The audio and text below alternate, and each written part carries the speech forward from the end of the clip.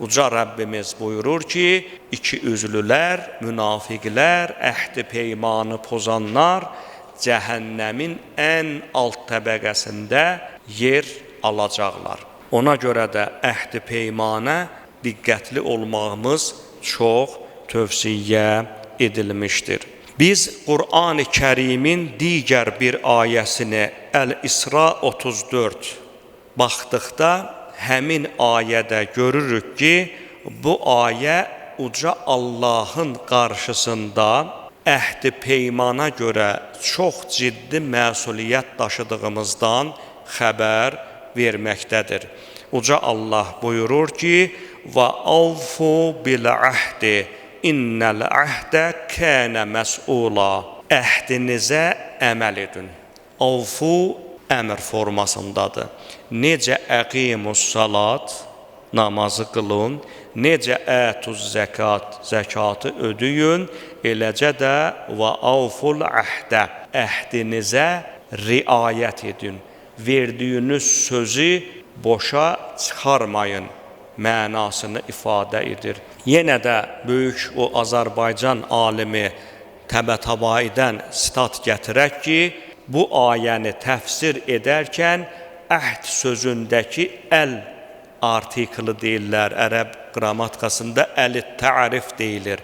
Əl-əhdu, əl-təriflə gəlməsinin səbəbi belə təhlil olunur ki, alim tərəfindən bütün növ əhdlərə aiddir. Əhd sözü ona görə əl-təriflə gəlib ki, bütün növ istər Allahla bəndə arasında olan əhd peyman olsun, istərsə də bəndə ilə bəndə arasında olan əhd peyman olsun, istər müsəlmanla müsəlman arasında, istərsə də müsəlmanla qeyri-müsəlman arasında, istər sadə əhd peyman olsun, istərsə də ali əhd peyman olsun.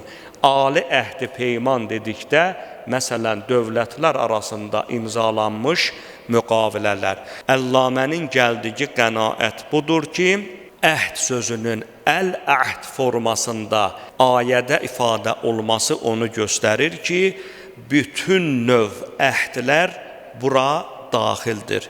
Yəni, Allah bütün növ əhdlərinizə, kiminlə əhd peyman bağlamanızdan asılı olmayaraq, qarşı tərəfin cinsiyyətindən, milliyyətindən, dini mənsubiyyətindən asılı olmayaraq, kiminlə əhd peyman etmisinizsə, o əhdinizə əməl edəcəksiniz.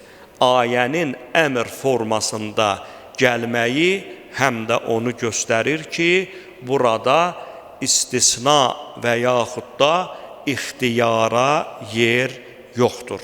Ayə davamında buyurdu ki, İnnəl əhdə kənə məs'ula. Həqiqətən də əhddən sorumlusunuz. Məs'ul səələ sözündəndir.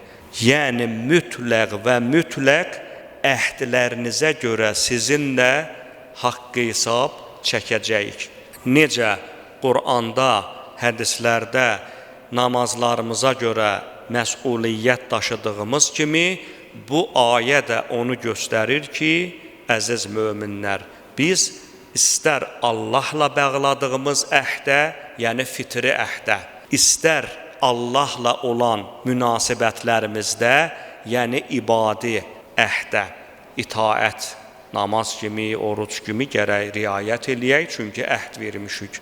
İstərsə də ictimai əhdimizdə mütləq bu əhdlərə görə sorğu, sual olunacağıq. Qiyamətin günündə bizdən soruşulacaq əməllərdən biri də bizim əhdi peymana necə riayət etməyimizdir.